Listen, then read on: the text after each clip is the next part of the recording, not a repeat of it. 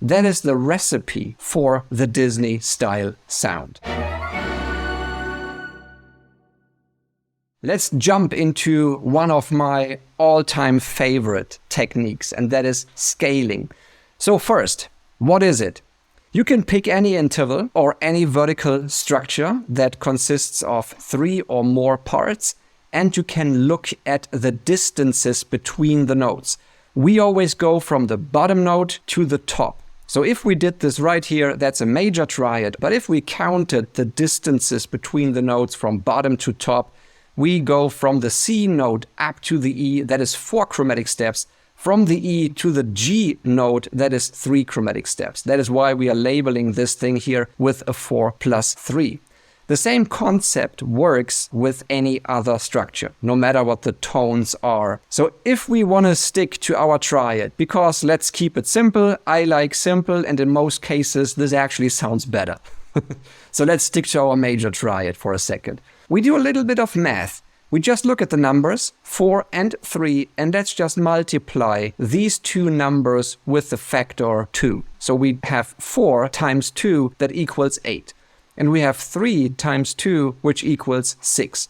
So we end up with this 8 plus 6 guy. Now before you ask, well Frank, is that the only way how we can scale it? No, it's not. We have 3 different ways how we can scale a major triad. I don't want to go into that today, but the members will know because we have these things available inside the Academy. And also, you don't have to stick to this factor times 2. You can change the factor. You can make it times 3 as well. If you go beyond that and step into times 4, times 5, things get a little bit, let's call it unpractical. It's not practical from a composer's perspective. For that reason, times 2 is my personal go-to factor. Sometimes times 3 also works if you have clusters, for example, very small structures that contain a lot of energy and dissonance. These things are great when scaled with a factor times 3. Now the question is, how can we use these things? If we come back to our major triads, and by the way, this also works with minor triads, then we will see that this example, and I can play this to you first. Let me actually show this here. So this structure again sounds unstable. Why is that? It's only because of this 6 interval. A 6 also has a dominant character to it. That is what the overtone series tells us.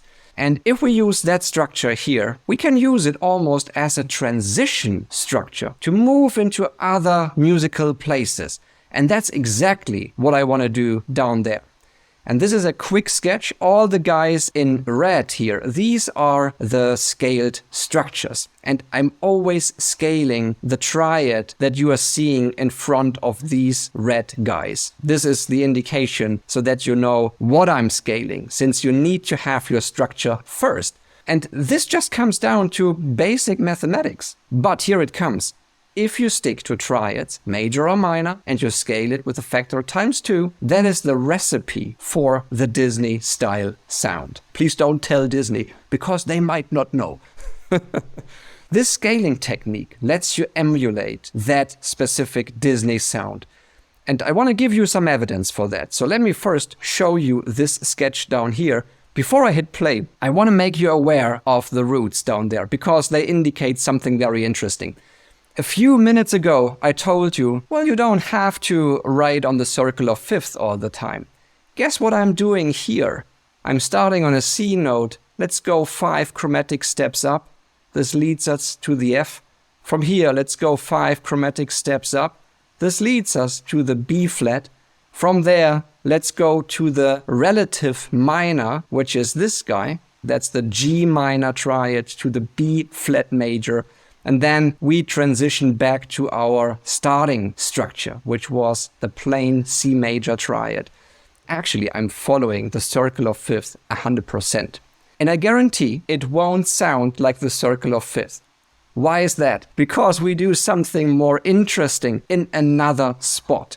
These scaled structures, they will grab your attention and almost shift your attention from the very basic bass line down there to these more colorful structures. You can be an interesting composer and write on cliches. So let me play you example 3B real quick.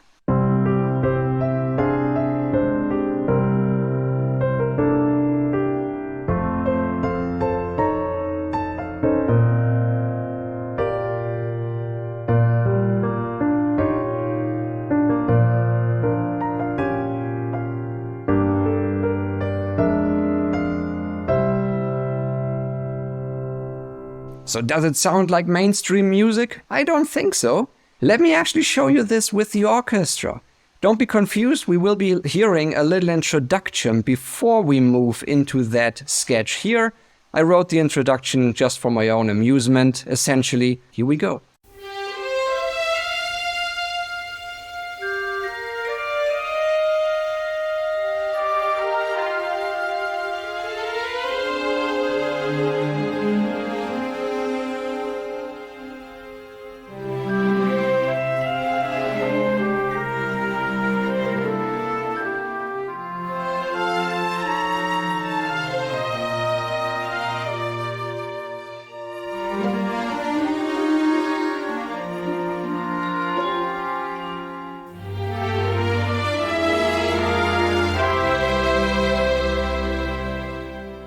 So my advice to you is, if you ever get to work for Disney, use scaling and you will keep the job. Many thanks for hanging around on this YouTube channel here. I hope that you found a ton of value. Please hit the subscribe button to stay connected, so you never miss any of the new videos. How does that sound? Well, I think it's pretty good. And that's it. Bye.